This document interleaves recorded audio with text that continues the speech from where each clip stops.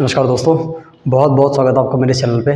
और जैसे कि हम जानते हैं कि हम पिछले कई दिनों से और पिछले कई सप्ताहों से इडियम्स के सेशन कर रहे थे, सिनोनिम्स के सेशन कर रहे थे, वन वर्ड के सेशन कर रहे थे, लेकिन अभी तक हम लोगों ने ऐसा कोई भी लेक्चर नहीं पढ़ा हुआ था या ऐसा कोई भी मैंने वीडियो अपलोड नहीं किया हुआ था जहाँ पर हम लोगों ने क्वेश्चन पेपर वाले क्वेश्चंस डिस्कस किए हुए थे कि एग्ज़ाम में हमारे सामने जितना भी हमने पढ़ा हुआ है वो सारे क्वेश्चन कैसे आएंगे। और आज मैंने क्या किया हुआ है, आज हम लोग बात करने वाले हैं ऐसे इडियम्स की जो हमारे एग्ज़ाम में आए हैं, चाहे वो कोई भी एग्ज़ाम हो। सभी एग्ज़ाम्स की दृष्टि से ये सारी इडियम्स बहुत इंपॉर्टेंट हैं। आपको पता चलेगा यहाँ पे कि कैसे एग्ज़ाम्स में सारे इडियम्स ऑप्शन के साथ आते हैं। ये तो मेरा आज पहला वीडियो है, इसी वीडियो को मैं आगे कंटिन्यू करूँगा सिनोनिम्स के साथ भी, एंटोनिम्स के साथ भी, और थोड़ी सी दिन बाद में ग्रामर भी स्टार्ट करूँगा।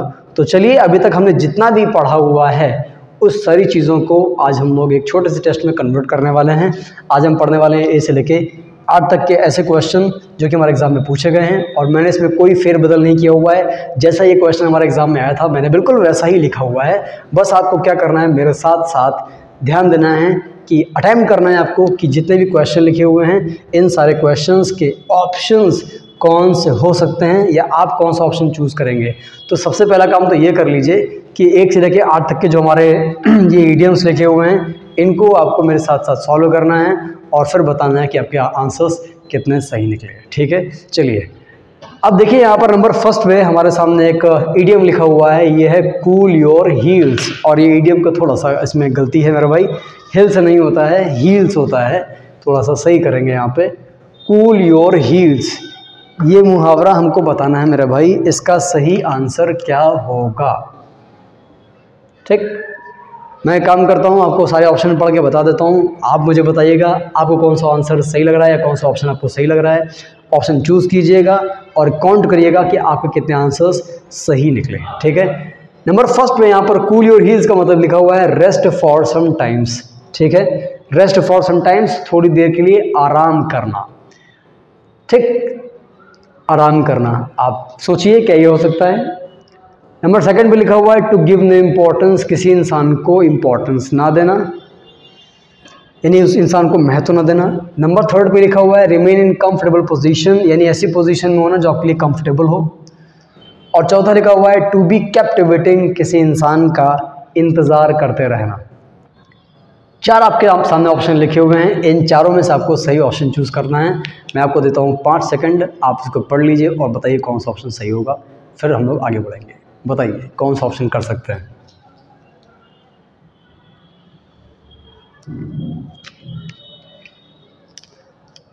देखते जाइए, बताते जाइए कौन सा ऑप्शन सही हो सकता है, सोचिए।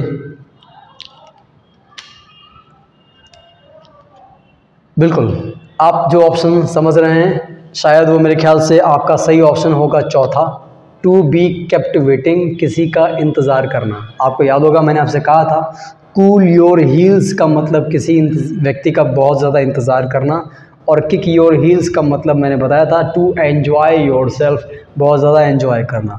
तो कूल योर हील्स का जिन लोगों ने सही ऑप्शन किया हुआ है चौथा ऑप्शन टू बी कैप्टिवेटिंग, यानी किसी इंसान का इंतज़ार करना बहुत देर तक, उनका आंसर सही है। तो पहला जो क्वेश्चन है हमने इसको सॉल्व कर लिया है, कूल योर हील्स, जो कि हमारे एग्जाम में आ चुका है। इसको इसी ऑप्शन में पूछा गया है, बस हमें कौन सा ऑप्शन करना था, चौथा ऑप्शन करना था। ठीक है, अब यहाँ पर हम लोग बात करने वाले हैं नंबर सेकंड इडियम की। लिखा हुआ है कट टू द क्विक, बेहद इंपॉर्टेंट मुहावरा है। अब चूंकि एग्जाम्स में आए हैं तो समझ सकते हैं आप कितने इंपॉर्टेंट हैं। कट टू द क्विक भी यहाँ पर लिखा है दोस्तों, यहाँ पर हमको 4 ऑप्शन दिए हुए हैं। नंबर फर्स्ट पे देखिए, कट टू द क्विक का पहले मतलब आप लोग याद कर लीजिए कि इसका सही मतलब क्या होगा।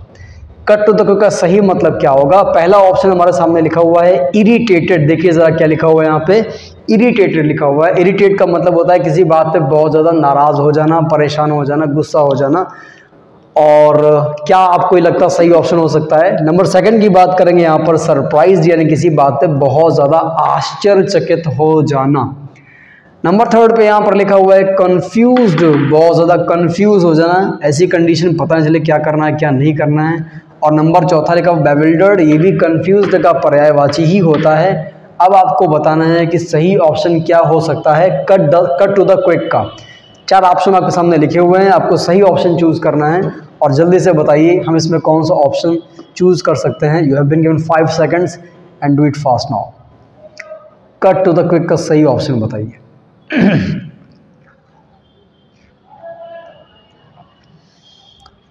बिल्कुल, इसका जो सही आंसर है वो बेटा हो जाएगा तुम्हारा इरिटेटेड। मैंने आपसे बताया था, कट माने काटना, क्विक माने जल्दी, कोई बात बहुत जल्दी काट जाती है, मतलब बहुत जल्दी आपको परेशान कर जाती है, नाराज़ कर जाती है वो बात आपको। इरिटेट हमारा जो है यहाँ पर सही ऑप्शन हो जाएगा। ये देखिए ज़रा, सही ऑप्शन हो जाएगा इरिटेटेड यानी पहला। तो हमने फर्स्ट का जो आंसर किया मेरे भाई वो किया है चौथा, और सेकंड का जो आंसर किया है वो किया हम लोगों ने ए किया हुआ है, इरिटेटेड, किसी बात पर बहुत ज़्यादा नाराज़ हो जाना, किसी बात का बहुत जल्दी काट जाना। नंबर थर्ड की बात करेंगे। यहाँ पर देखिए लिखा हुआ है एक ऑप्शन अबव बोर्ड, ये हमारा क्वेश्चन लिखा हुआ है। अबव बोर्ड का यूज़ कहाँ पर करते हैं आपको याद करना होगा।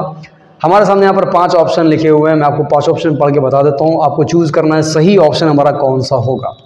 सबसे पहला ऑप्शन हमारे सामने लिखा हुआ टू अ गुड हाइट, सही हाइट तक होना किसी चीज़ का, अबव बोर्ड पहला। दूसरा लिखा हुआ है अपनी बिजनेस डील में, यानी अपने जो व्यापार है उसमें बहुत ज़्यादा ईमानदार होना, ये सेकंड ऑप्शन दिया हुआ है। तीसरा दिया हुआ है ट्राई टू बी ब्यूटीफुल, बहुत ज़्यादा अच्छा बनने की कोशिश करना। चौथा लिखा हुआ है एंगेज्ड इन मीटिंग, किसी मीटिंग में एंगेज्ड होना। क्या आपको लगता है सही ऑप्शन ये हो सकता है? और नंबर 5वें पे लिखा हुआ है नन ऑफ दीज, इनमें से कोई नहीं। तो अबव बोर्ड का सही आंसर आपको बताना है कि सही आंसर कौन सा होगा। ठीक है, अबव बोर्ड, इनमें से सही आंसर जल्दी से चूज कर लीजिए, बताइए कौन सा सही आंसर होगा। ठीक है, तो उसमें भाई मेरा सही जो आंसर होगा वो हो जाएगा आपका ऑनेस्ट इन बिजनेस डील। आपको बताया था मैंने, जब कोई व्यक्ति स्पष्ट और ईमानदारी भरा व्यवहार करता है, इंग्लिश में उसको मेरे भाई अबव बोर्ड कहते हैं, स्पष्ट और ईमानदारी भरा। इसीलिए जब भी कोई इंसान अपनी बिजनेस डीलिंग में बहुत ज़्यादा ईमानदार होता है, ऑनेस्ट होता है, वहाँ पर हम लोग इस ईडियम का यूज़ जो है कर सकते हैं। ठीक है दोस्तों, चलिए नंबर चौथा अभी मैंने कुछ दिनों पहले ही पढ़ाया, हाल ही में पढ़ाया है, मेक क्लीन ब्रेस्ट। इसका हमें सही आंसर चूज़ करना है। हमको 4 ऑप्शन दिए हुए हैं। पहला ऑप्शन हमारे सामने लिखा हुआ है दोस्तों टू गेन प्रोमिनेंस। पहले बात तो ये प्रोमिनेंस क्या होता है। प्रोमिनेंस बना है दोस्तों प्रोमिनेंट से, प्रोमिनेंट मतलब होता है प्राथमिक, प्रोमिनेंस का मतलब प्राथमिकता, यानी कि ये है कि आप जब सर्वोपरि हो जाएं, ऐसी सिचुएशन को इंग्लिश में टू गेन प्रोमिनेंस कहेंगे। ठीक है, ठीक है। दूसरा है प्रेज वन सेल्फ, स्वयं की तारीफ करना। तीसरा है कन्फेस, कन्फेस का मतलब आप लोग जानते हैं गलती कबूलना, अपनी गलती मानना, क्षमा मांगना। और चौथा है टू डिस्ट्रॉय, पूरी तरह से बर्बाद कर देना। अब आप बताइए कि मेक क्लीन ब्रेस्ट का सही आंसर या ऑप्शन कौन सा हो सकता है, बताइए जल्दी से। 3 हमने पहले से कर लिए, चौथा हमें करना है, जल्दी बताइए कौन सा सही आंसर हो सकता है। बिल्कुल, अगर आपको ये लग रहा है कि आपने आंसर इसका किया हुआ है टू कन्फेस, तो यही आपका सही ऑप्शन है, क्योंकि मैंने बताया था अपने दिल की बात बताना, यानी कि जो चीज़ आप पर बोझ बन गई है, आप उसको बताकर अपना मन हल्का करना चाहते हो, इंग्लिश में ये क्या कहलाता है टू कन्फेस, यानी अपनी गलती स्वीकार करना, अपनी बात मानना, किसी बात का खुलासा करना। कुछ भी वहाँ पर ऑप्शन हो सकता है। क्या कहलाएगा हमारा, देखिए कन्फेस, अपने दिल की बात बताना। मेक क्लीन ब्रेस्ट, क्लियर हो रहा ना। और let the cat out of the bag, मैंने बताया था रहस्य का खुलासा करना।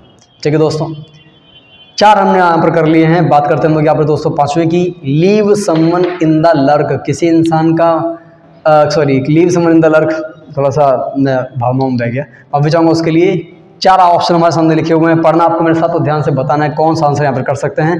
ध्यान से देखिएगा, टू कॉम्प्रोमाइज विद समवन, किसी के साथ कॉम्प्रोमाइज़ करना, यानी किसी इंसान से समझौता करना। दूसरा हमारा सही आंसर लिखा हुआ है जो है कॉन्स्टेंट सोर्स ऑफ अनोयंस, लगातार चिढ़ का कारण बनना। थर्ड लिखा हुआ है पुट समवन एट ईज, किसी को जो है परेशान करना। और चौथा लिखा हुआ to desert someone in difficulties, मुसीबत में किसी के इंसान का साथ छोड़ना। आपको कौन सा आंसर लगता है जल्दी बताइए, या ए बी सी डी, या सही ऑप्शन अपनी कॉपी में इसका आंसर लिख सकते हैं मेरे भाई। बताइए कौन सा आंसर करेंगे, देखिए जल्दी करिए।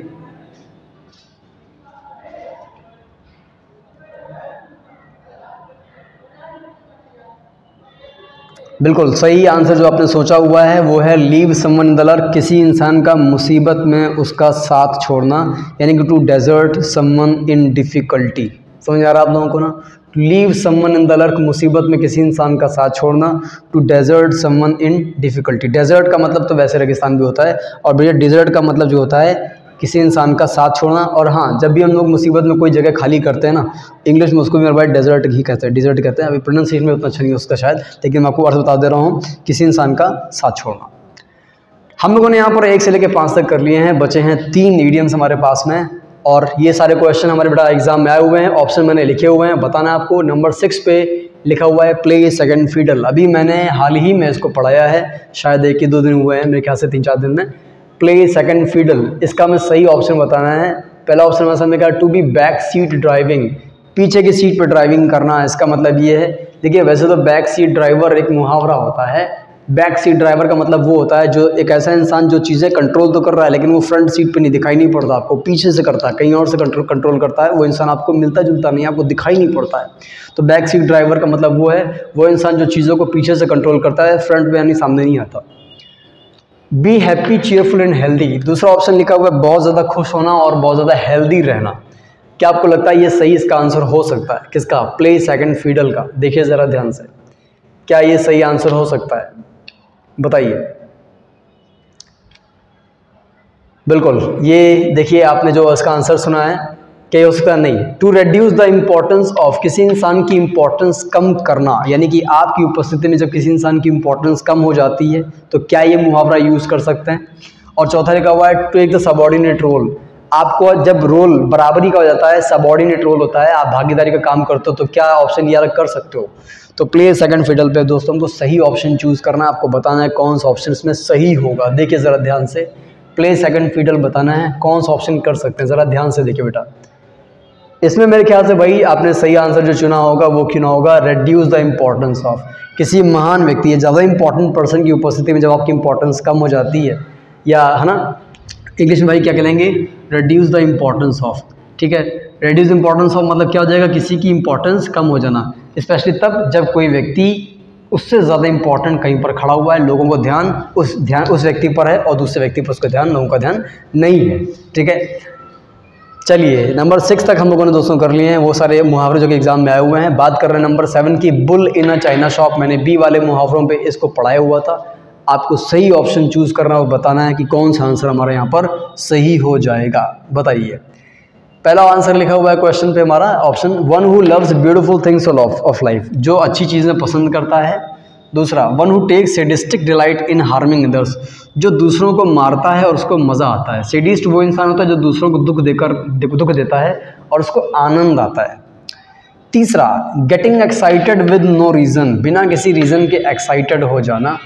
और चौथा हो जाएगा मेरे भाई rough and clumsy, CLUMSY, clumsy where skill and care are required, एक ऐसा इंसान जो कि थोड़ा सा उतना टैलेंटेड नहीं है, स्किलफुल नहीं है, उसके पास योग्यताएं बिल्कुल नहीं है और उसको और ज़्यादा योग्यताओं पर मेहनत करने की ज़रूरत है। तो सही आंसर मेरे भाई यहाँ पर हो जाएगा one who takes sadistic and delight in harming others, एक ऐसा इंसान जो दूसरों को नुकसान पहुँचा रहा है। इंग्लिश में क्या कहलाएगा? Bull in a China shop. ठीक है, अभी मैं बहुत ज़्यादा एक्सप्लेन नहीं करूँगा, अगर आपको फिर से पढ़ना है तो आप पुराना वीडियो जाके देखिए, आपको चीज़ें जो है ज़्यादा अच्छे से क्लियर हो जाएंगी। अभी हमें सिर्फ क्या करना है, क्वेश्चन पे कॉन्सेंट्रेट करना है और कौन सा सही ऑप्शन होगा। फिर भी मैं कोशिश कर रहा हूँ कि मैं आपको ये थोड़ा सा रिवाइज करा देता हूँ। नंबर 8 पे बात कर रहे हैं, देखिए यहाँ पर लिखा हुआ है एंड इन या and in smoke. And in smoke का मतलब क्या होगा, आपको उसका सही आंसर बताना है। You have to answer the right question, right option of this question.